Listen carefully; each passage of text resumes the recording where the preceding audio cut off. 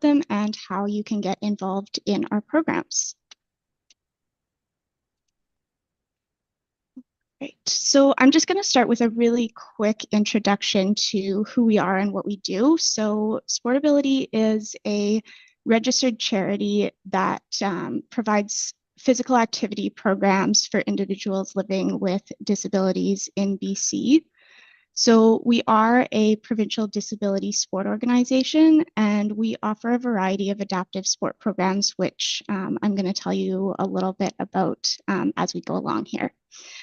Our vision as an organization is to create a collaborative and inclusive sport community that fosters lifelong participation.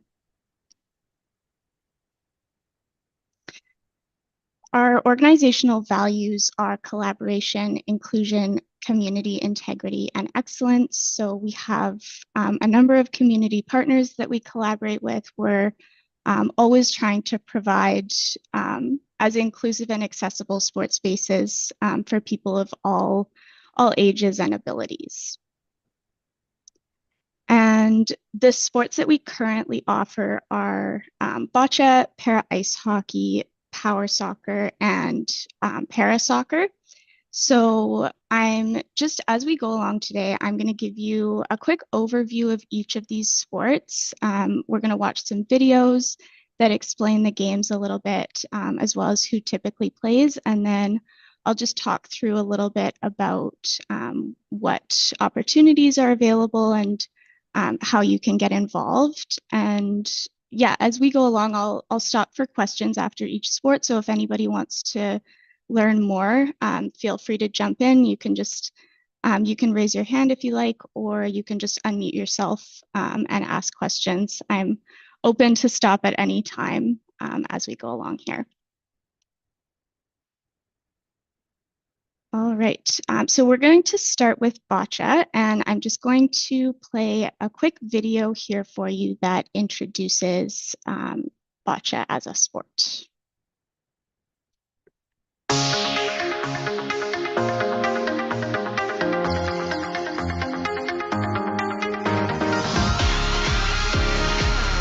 A mind game of strategic throws and tactics. Bocce. The target is a white ball called a jack. Oops. Sorry about that.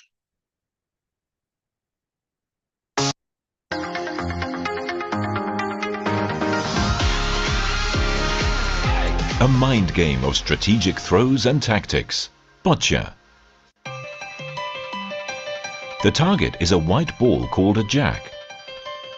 The goal is to get your own balls, either red or blue, as close as possible to the jack. Points are scored by the number of balls of one color being closer to the jack than the first ball of the other color.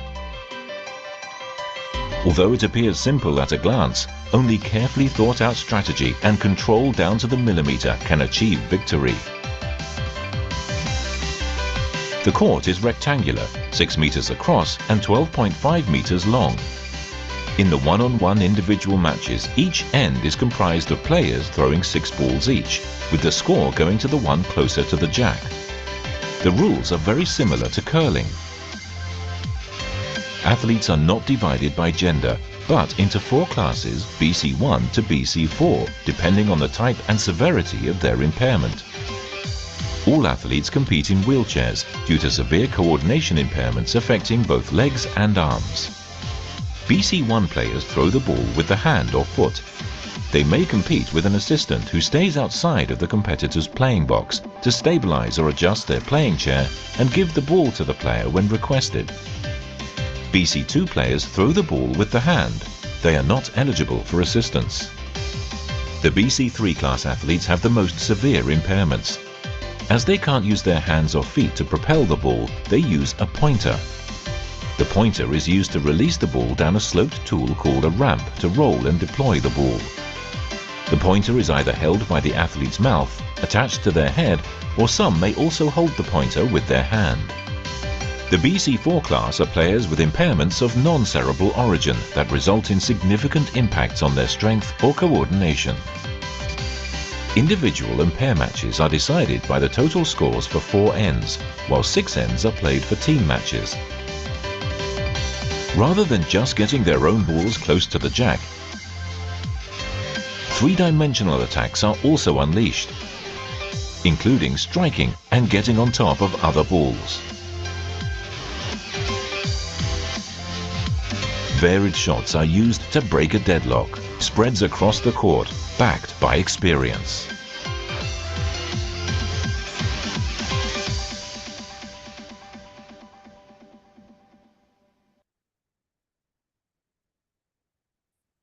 Okay, so that is just a really quick overview of bocce and how it's played and how it works. So as you could see from the video, the keys to the game are strategy and accuracy. It's very much a kind of a cerebral sport that's great for people who really like games that are more strategic. And yeah, it's not as much of a kind of physical, high impact sport, but it's a lot of fun for people who are really like that more strategic side of the game. So, and I will mention that the video shows bocce from kind of the competition level.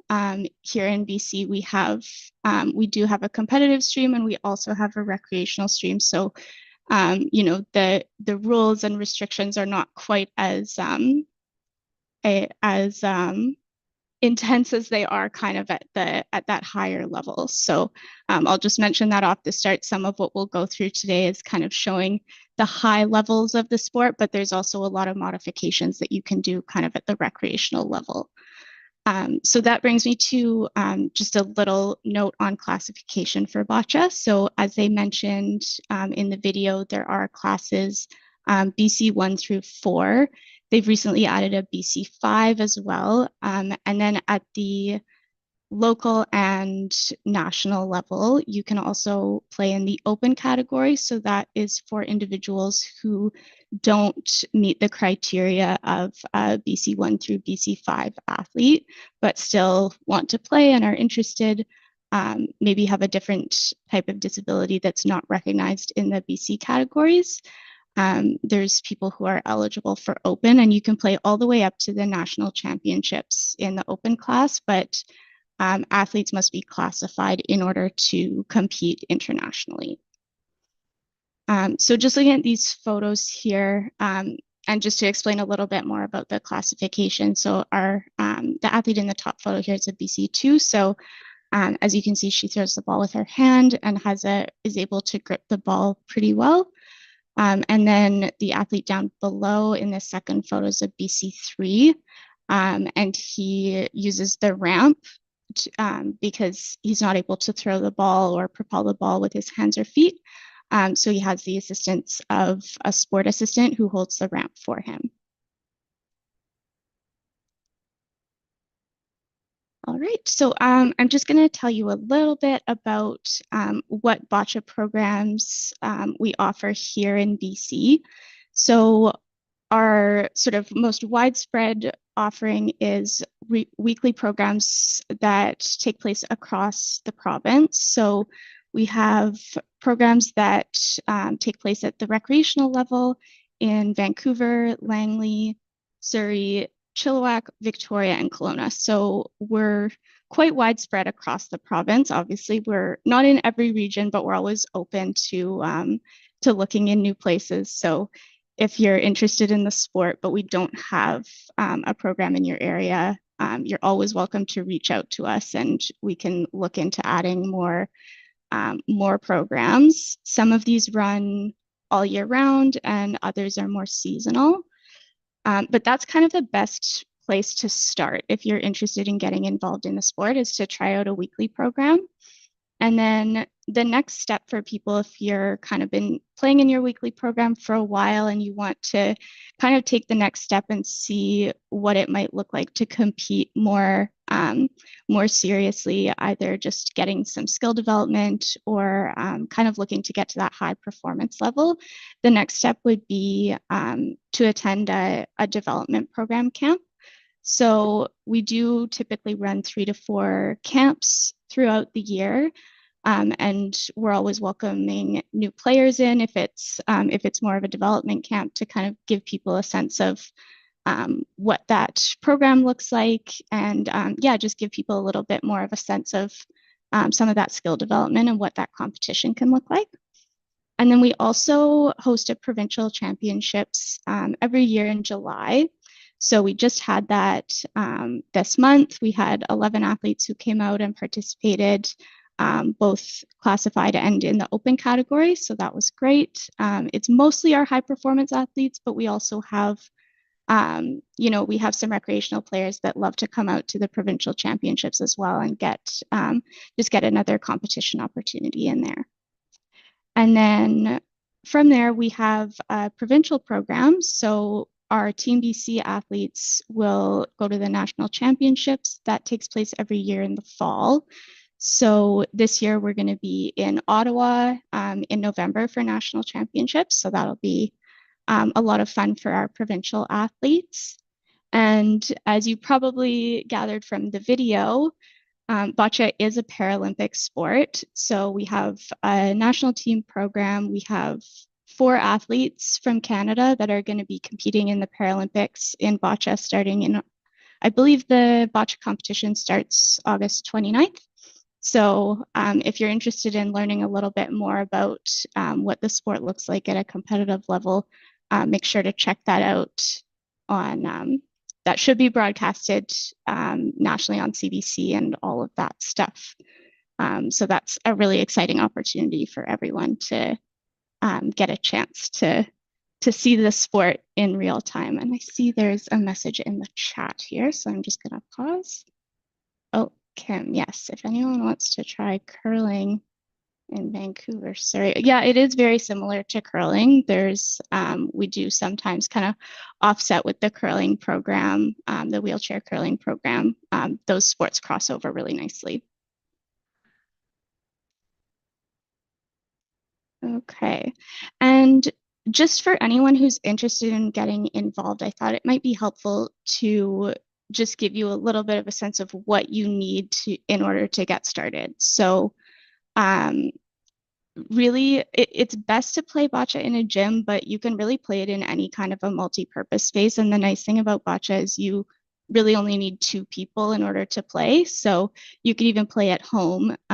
All you really need is a bocce set. So that's this photo in the middle here is a competition bocce set. So it just has a jack and 2 sets of balls. And that's really all you need to kind of get started and give it a try. For anyone who's a non-wheelchair user, typically it is played from a seated position. So you'll just need a chair to sit in if you're not a wheelchair user. And then as you saw also in the videos, there is some additional adaptive equipment that people can use if propelling the ball with your hands or feet doesn't work for you. So the photo on the left here is a bocce ramp. So that's what the players will use to place the ball and use the ramp to slide the ball down. Or some people will use a pointer as well. If they aren't able to use their hand to direct it down the ramp, you can use a pointer. So there's a lot of different modifications and variations of the sport. So that was a lot of me talking. I am going to pause here and just see if we have any questions. Just open it up for discussion quickly before I jump into the next sport. Donna, I just wanted to say that, I'm trying to put my camera off. I'm a quadriplegic, and we recently had you guys out to show some of us bocce, and I just wanted to say one of the things I love about the sport is literally anyone can play bocce ball. So it's a pretty amazing sport, and it's social, and I always encourage people to come out and try new things, whether it's bocce ball, curling, or whatever. So yeah, if you're interested, just let me know about the curling thing, because we do that as well here in North Delta and Vancouver, and everyone's welcome to try that too. So yeah, I just love getting involved in any kind of sport. So thank you. Yeah, thanks, Kim. How would we get in touch with you, Kim? I'll write my number in the chat if you're interested. Okay. Perfect. Yeah, no, Kim's group is really great. I know a couple of our staff members have been out to some of your events and have had a great time. So that's, yeah, no, it's really great working with you guys. All right. Any other questions before we move on to para hockey? All good? Okay. I am going to keep going then. And next, we are going to talk about para hockey. So I'm just going to show you a really quick video here as well. Para ice hockey is fast. Oh my, what a play! Physical. That was a massive collision. And exciting. And a performance for the history books. With the sport's popularity growing every day, it's time to take a closer look at this Paralympic sport. Para ice hockey is played by men and women with an impairment of a lower part of their body. The rules are basically the same as ice hockey with one notable difference: the equipment. Players are seated on double-bladed sledges, and instead of one stick, they have two. These sticks are used to stick handle, pass, and shoot the puck, and also to maneuver around the ice. There's a pick on the end that players use to turn and propel themselves around the ice, which takes a lot of upper body strength. The benches in para ice hockey are lower for easier access, and they're also transparent so players can see the action. You may be listening to me say para ice hockey and be thinking, I thought it was called sledge hockey. It was. Back in November of 2016, the International Paralympic Committee decided to change the name, and they did it for three reasons: to make it more distinctive from Olympic sports, to make it more consistent for promotion, and so the word Paralympics and the logo would only be used in association with the Paralympic Games. But not everybody loved the change. Just ask Team Canada captain Greg Westlake. We worked really hard to build that brand, and so that's a little sad to see that kind of start to fade away. But you know, as far as I'm concerned on a personal level, I'm just going to keep saying sledge hockey. I feel comfortable with it, and you know, as the new kids start coming into the team, or 16, 17 now, they can change the name with them. We'll grandfather it in, I think. Para ice hockey has been at the Paralympics since 1994. Sweden won gold that year, but the Americans now lead the way with 3 gold medals. Canada does have 1 Paralympic gold and are the reigning world champions.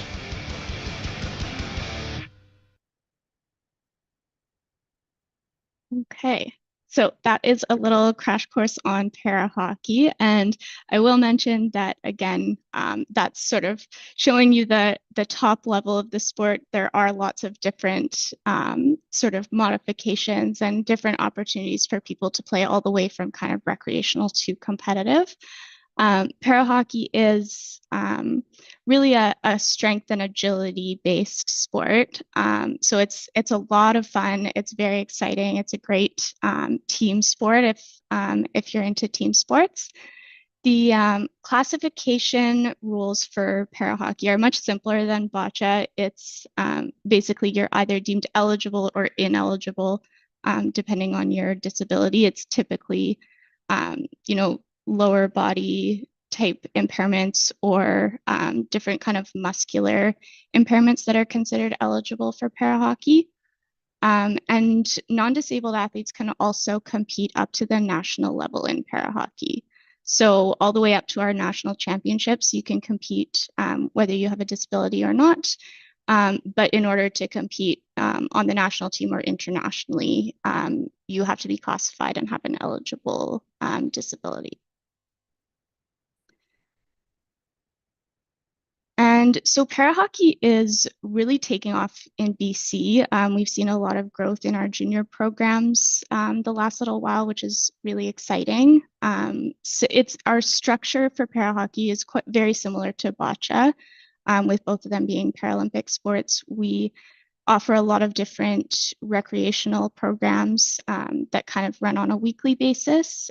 We have programs in Vancouver, Surrey, Kamloops, Victoria, Kelowna, and Prince George. So we're quite widespread across the province. And in Vancouver and Surrey, we also have multiple programs that are kind of divided into more recreational and more competitive. So that's a nice way to kind of separate for people who are interested in just going out and playing for fun versus people who are really wanting to kind of push to play more competitively.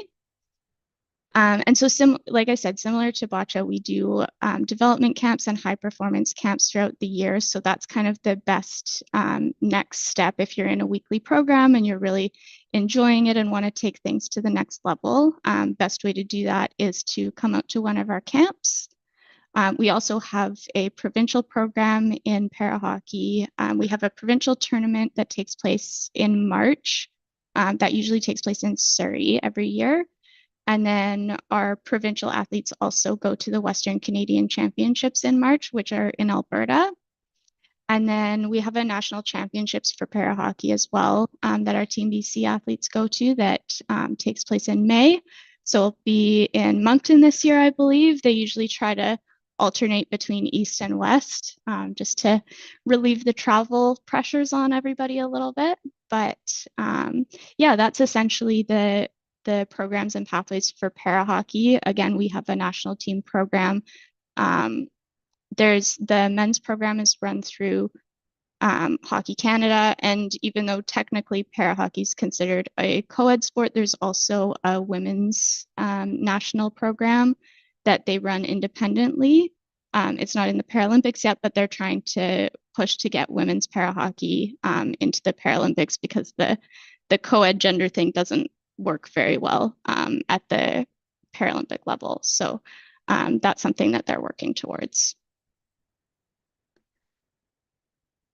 And so getting started in para hockey, slightly more complicated than it is for bocce, but definitely worth it if it's a sport that you're interested in. So you do need access to an ice rink. Luckily, we have lots of weekly programs that run throughout the year. So typically, you can find one of those programs that's already up and running. You also need a sledge and sticks. I'm going to talk a little bit about our equipment loan program in a bit, but I'll just say that this equipment is quite expensive, and SportAbility offers equipment loans so that you don't have to, so that you can try the sport for a while without having to go out and purchase that equipment without even knowing if you're going to enjoy the sport. So that is something that we offer that I'll explain a little bit more in a bit. And then padded hockey equipment is also necessary for para hockey. You don't need quite as much padded equipment as in stand-up hockey, but still need kind of the basics, which typically you can buy at a used sporting goods store if you don't have your own equipment. That's a nice way to kind of save a little bit of startup cost. And then, as I mentioned, there are some modifications available for para hockey. If you have certain mobility challenges or things that make it, you just want to play the sport, but maybe don't have quite the physical capabilities to play and maneuver yourself with just the standard equipment. So one thing that is available is a push bar, which is this little contraption on the right side of my screen here. So essentially the way that works is it fits into the back of the sled, and then you can have somebody on skates that they call them a pusher that will basically stand behind your sled and hold on to those two bars and skate behind you so that they can help to kind of propel you forward, so you don't fully have to rely on your sticks to maneuver yourself around the ice. And then another modification that's available is for the sled. You can get a sled with a high back and a chest strap, which is this photo second from the right here. So that's just if you need a little bit more support, kind of keeping your body upright or anything like that, kind of keeping yourself in place. That high back is a nice option for people as well. Okay, I think that's everything I have on para hockey. Any questions or comments before we move on to our next sport?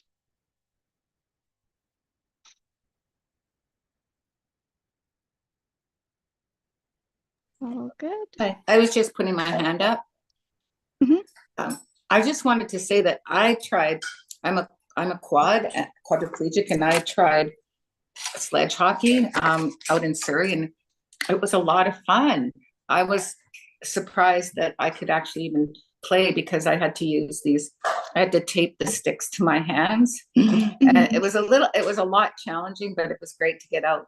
The main trouble that I had was just getting in and out of the sledge. That can be a really tough transfer for people, but I really encourage people to get out and try. It was a lot of fun to try. And I mean, who knows if it's a sport for you, but you never know if you don't try. It was a lot of fun. Yeah, thanks, Kim. Yeah, no, for sure. It's definitely a physically challenging sport, but it can be so much fun. And the people that get into it just fall in love with it. So it's definitely one that I would recommend for anyone who likes that kind of team sport atmosphere. And anyone who loves being on the ice. It's awesome. Okay, if there aren't any other questions, I am going to move on to power soccer. And we're going to watch another video here. Oh, gone too far. No.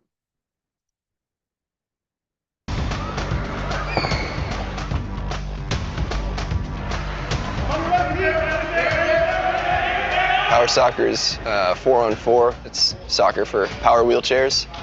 It's played on a basketball court. It's fast-paced, very competitive. It's a good time. Playing with an oversized ball. We don't play with nets. We have goal posts, but the rules of the game are very similar. But for the most part, the speed of the game, the excitement of the game, and everything like that is very similar.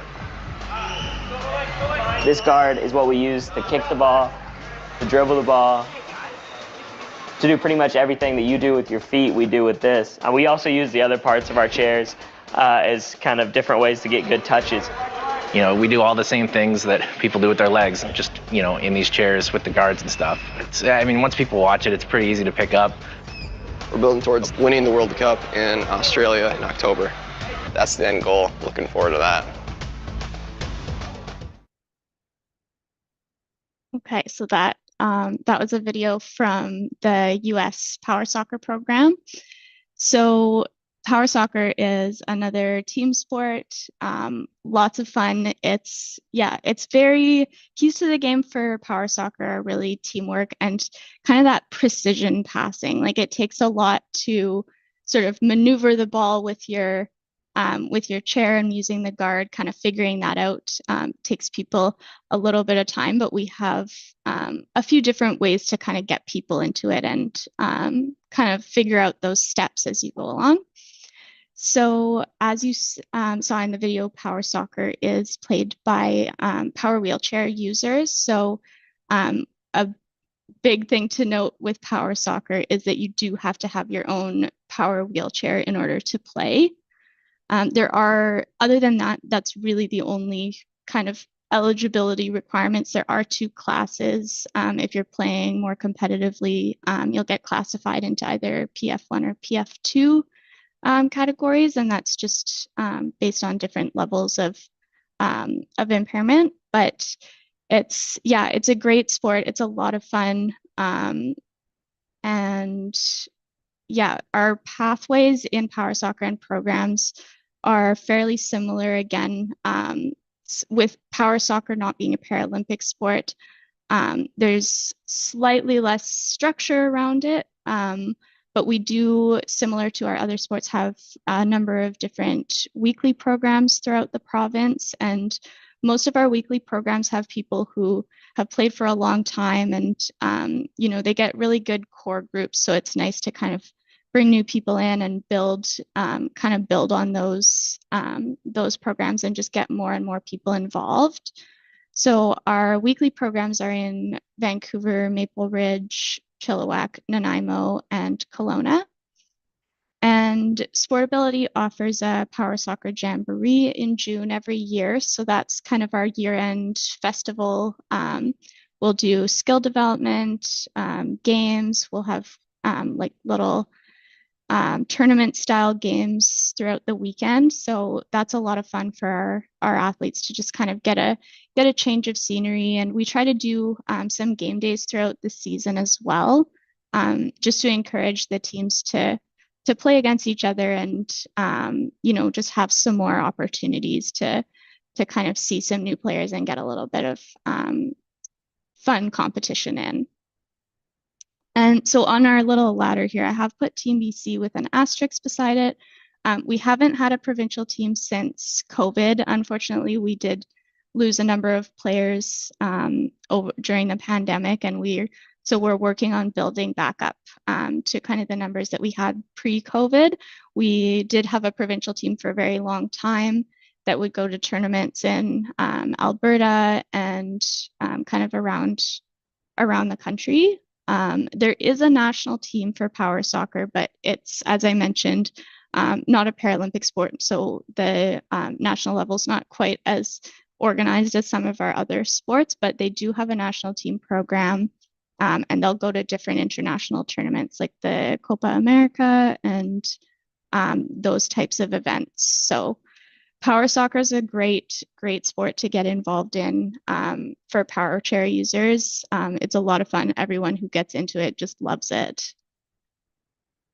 So getting started with power soccer, equipment-wise can be a little bit challenging, but once you get your setup, it's awesome. So best place to play power soccer is in a gym. You can kind of play outside on the sidewalk by yourself in your garage, whatever works. But ideally, having a gym space is better in order to just have enough space. And then, as I mentioned, you do need to have your own power wheelchair and then also a power soccer ball. So as you saw in the video, those are a little bit different than your standard soccer ball. They're quite a bit bigger. And then the more complicated piece of equipment is the power soccer guard. And there's a few different types of guards that kind of work in a progression. So I'll just explain these a little bit. Typically, we'll start people off with a plastic guard. So that's this photo on the second from the left. Those typically they clip onto the sides of your wheelchair, but we also have ones that have a middle stand in case the two side pieces don't work with your chair. So there are some modifications that can be done there. And the plastic guard is really kind of like our starter guard. It's the easiest to kind of put on and take off. It's not particularly customized, but it also doesn't work as well as having a metal guard. So that's typically what we'll start people off with, just to kind of try it and see how they like it.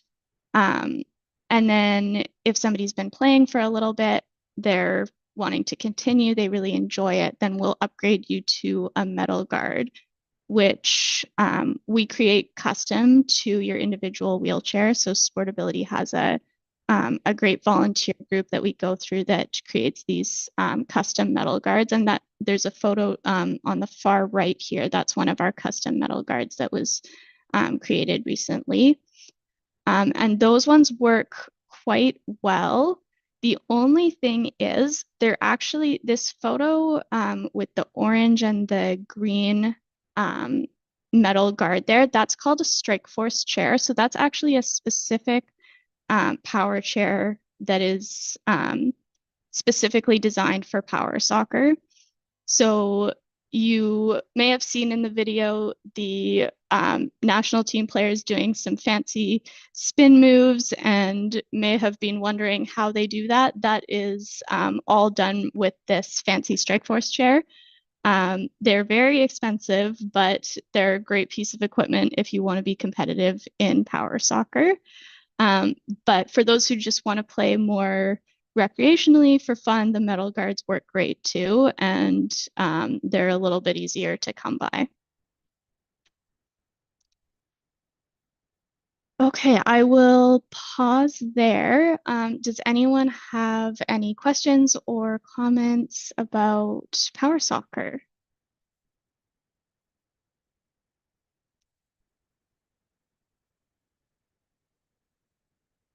Okay, I will keep going then, and we're going to move on to our last sport, which is para soccer.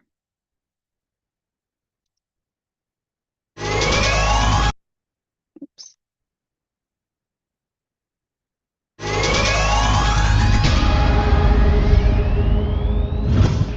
Fast-moving, skillful and competitive, football's seven-a-side made its Paralympic debut in 1984. The sport follows most 11-a-side football rules, with some exceptions. The pitch and goals are smaller in football seven-a-side. Throw-ins may be taken as an underarm roll-in with one hand only. For fouls and corner kicks, defending players must retreat 7 metres. There are no complicated offside rules, so strikers can happily goal hang. This leads to a much more expansive style of football, with end-to-end action and many more goals.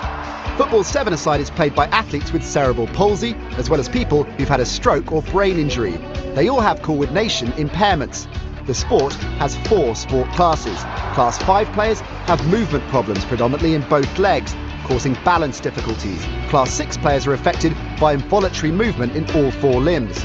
Class 7 players are mainly affected on only one side of their body, causing unbalanced movement. Class 8 athletes are affected in a minimal way by any one of these impairment types. Each team must have at least one Class 5 or 6 player and no more than one Class 8 player on the field at any one time.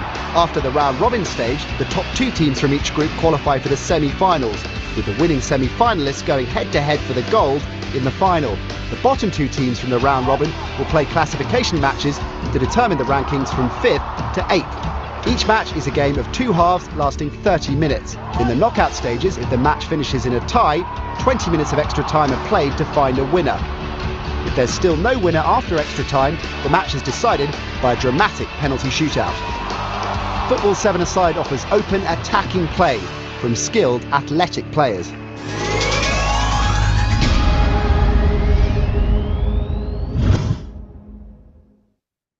Okay, so that is a little bit about para soccer, or seven-a-side football as it's called internationally.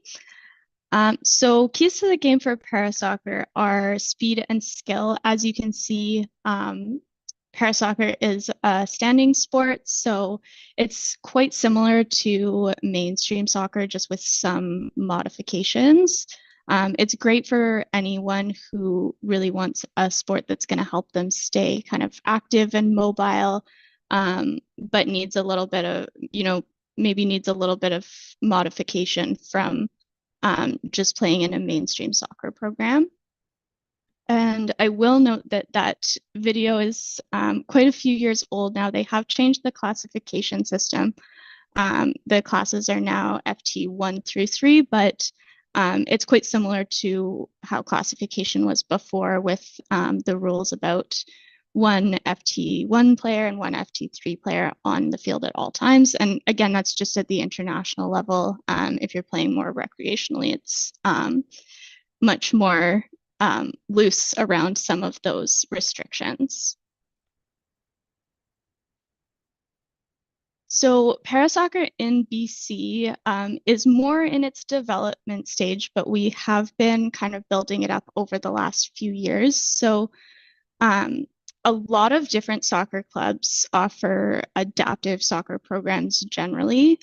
We don't currently run any weekly programs that are specific to para soccer, but if you are interested in getting involved in para soccer as a sport, going out to an adaptive soccer program is a great place to start. And then what SportAbility does is we currently offer 2 annual CP or para soccer camps in partnership with the Ridge Meadows Soccer Club. So we have our next one actually coming up just in a few weeks. August 17th and 18th is our first camp of this season, and then we'll have another one in October. So if you've been playing para soccer or adaptive soccer kind of on a weekly basis and you want to give one of our camps a try, that's a great kind of next step. Para soccer is also a Paralympic sport. There is a Canadian national team, and that is another one that you can check out once the Paralympics come at the end of August and early September. That's a very exciting one to watch. So highly recommend checking that out when the Paralympics come. And getting started in para soccer is very straightforward. No adaptive equipment is needed for this sport, which is nice. all you really need is a soccer field or somewhere to play, a soccer ball, and soccer shoes. So it's very easy to get involved, low barrier sport, and tons of fun for anyone who's interested in that kind of a sport opportunity where you can stay active and just get out on the field and get running around a little bit. All right, that brings me to the end of our sports side of the discussion. Any questions about para soccer?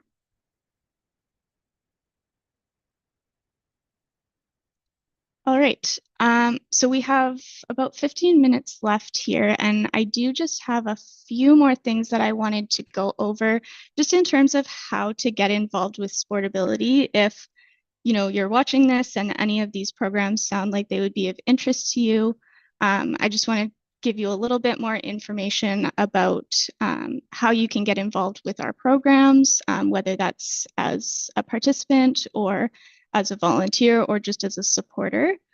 So I'm just going to go over that really quickly before we kind of finish off here. So I want to start just by talking a little bit about some of the athlete services that we provide. So as I mentioned a little bit earlier, we do try to keep our sports as cost effective and low barrier as possible. I know adaptive sports can be very expensive, and that can be a challenge for a lot of people to get involved. So SportAbility does have an equipment loan program where we offer equipment loans for bocce sets, para hockey sledges and sticks, and power soccer guards and balls. We don't have an equipment loan program for para soccer because you don't need any specific adaptive equipment for that. But the way that our equipment loan program works is we have a $100 annual rental fee. So you pay us a flat fee of $100 plus your SportAbility membership, and you can keep the adaptive equipment all year, and you can continue to renew it year after year until essentially until it's been paid out, or if you're not using it anymore, or if you want to kind of upgrade your gear and get your own, you can just give it back to us. So that's a really great program. We also do, if finance is a barrier, we can also look into waiving your equipment loan fee. If the $100 is a problem for you, you can always let us know. And then we try to offer travel assistance as much as possible as well. It is a little bit more challenging to get adaptive programs in every city across the province and get competition opportunities, locally. So some of our athletes that are wanting more of those competition opportunities, it can be difficult to get those opportunities without having to go to a different city or even a different province. So we try to subsidize those travel fees as much as possible, and even offer some funding specifically for athletes to attend some of those out of province or out of region events. So that's always something that you can ask us about. And then there's also a ferry voucher program through viaSport, where we can apply for grants for people who are traveling to or from Vancouver Island or the Sunshine Coast to attend adaptive sport events. So that's a great program as well. If you're on the island, or if you want to travel to an event that's taking place on the island, that's a really great program. And then we just try to keep our registration fees for our weekly programs and camps and tournaments as low as possible as well. We are very fortunate to have great funders and donors who allow us to be able to subsidize our programs and just be able to run those programs without needing to offset those costs by charging our athletes for them. So that's really great. We're very fortunate to have support in that way. I see a couple messages in the chat, so I'm just going to pause here before I move on. Any racket sports? So racket sports, wheelchair tennis is a good one. That would be through BC Wheelchair Sports Association. If you're looking for racket sports, they offer great tennis programs. So you could always look into that one. Lower Mainland looking for an adaptive cycling program. Love to continue cycling, wondering if anyone knows of any. Year. I can answer that. Adaptive cycling programs. Yeah, Kim, please. SCIBC, they run an adaptive cycling program with I know Steve Milam with chair stuff. Somehow he's involved if anybody buys stuff from him. But yeah, they do. If you go to the website, SCIBC, they do a lot of adaptive bicycling in the summer. I don't go with them, but I mean, I'm just aware of that's available. But I think they have bicycles that you can borrow, but I think it says bring your own bike. So I don't really know how it works, but I think they have ones they can lend out to. But I would just contact them about that.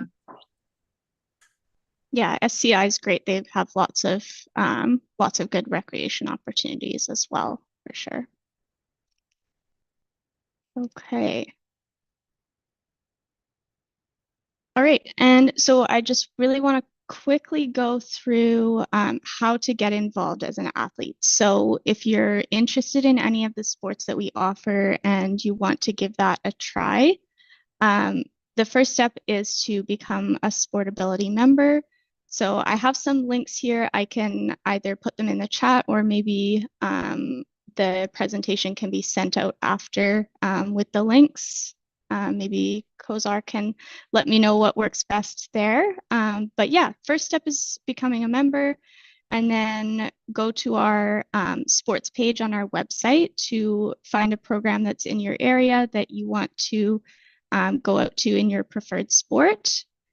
And then it's best to contact Justine, our sport development coordinator, to get set up with the right equipment before you go out.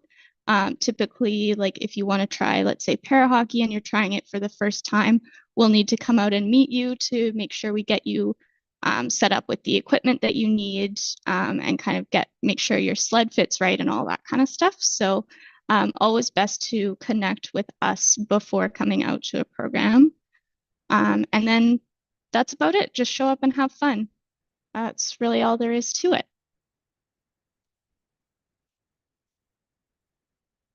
And we also have some opportunities if you're interested in getting involved, not necessarily as a sport participant, but maybe as a volunteer. So most of our programs run through volunteers. We really couldn't do what we do at SportAbility without them. So we're always looking to get more volunteers involved. And we do have a number of different different pathways or different streams of volunteers, depending on what you're interested in. So we have program volunteers, which is like our coaches and our sport assistants for people who want to be more on the kind of the coaching side of things. That's a great opportunity. We also have technical volunteers, particularly in sports like bocce, where there's a lot of technical rules and things like that. We're always looking for new referees, scorekeepers, classifiers. Classifying is a really cool thing to get involved with if maybe you have some clinical expertise. That's a really, really exciting way to kind of get involved in the sport. I know lots of classifiers who are traveling all over the world for international events and stuff like that. So I always recommend that to anyone who's got kind of those skill level.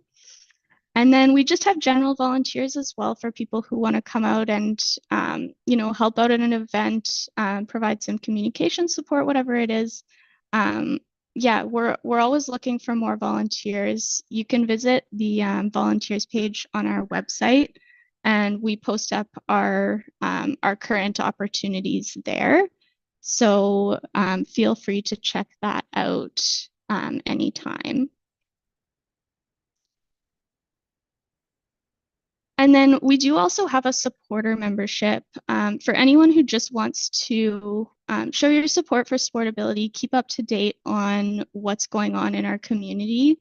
It really helps us to have people registered with us and kind of, show that community impact. So we always encourage people who are interested and want to support us just to register as a member. As I mentioned, it's free of charge for supporters. So no, there's really no barriers to that, just a quick sign up. And then as I mentioned, we do subsidize our programs quite heavily through individual donors.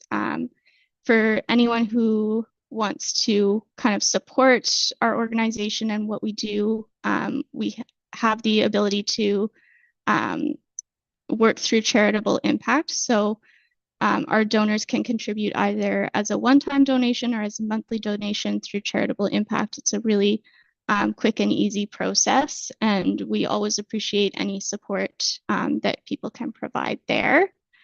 And then the last way that people can support is really just by getting the word out there. Let people know that our programs are available and tell people about our sports. I think that's one thing that is kind of a challenge for some people to get involved in adaptive sport in the first place, is they just don't always know what opportunities are out there. And so just being able to help kind of spread the word about, what you're doing, what you're involved in, and what sports we have available, that's a huge help for us. So that is everything that I have here. Yeah, if you want to learn more, you can always take a look at our website, follow us on social media. If you have any questions, you can contact me directly. I've got my email on here. And yes, Kathy, you're welcome. Yeah, any questions or anything, any comments before we sign off?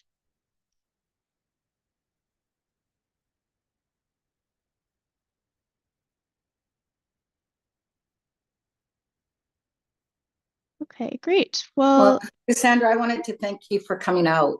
It's great to promote these sports because, sports is so important. It leads to so many other health benefits for all of us, meeting other people, meeting peers, the social aspect. I mean, when we get together with peers, sometimes people find jobs and, find out about all kinds of things. So I'm not a nonprofit or anything. It's just a couple of us who started a group getting out and just being, enjoying recreational social activities, which lead to a lot more. And SportAbility comes out and helps us out sometimes, SCIBC. I think if we all work together, we can really keep these programs and grow them. So it's important to do the membership with SportAbility as well, because it's hard to get funding if you don't have a lot of members. The more members, the more funding for everyone. So thanks for coming out and telling us about the different opportunities, Cassandra. Or is it Cassandra? It's Cassandra. Donna. Oh, okay. Sorry. Thank you. Okay. Thank you. Yeah, absolutely. Thanks, yeah, Donna. and thank you, Thanks, Kim. Mm-hmm. Awesome. Okay. Thank you so much, everyone. And I hope you all have a great rest of your day. Take care. Okay. Bye-bye. Thank you. Okay, Donna. That was really nice and good information. Yeah, awesome. Thank you so much for putting it together. No problem.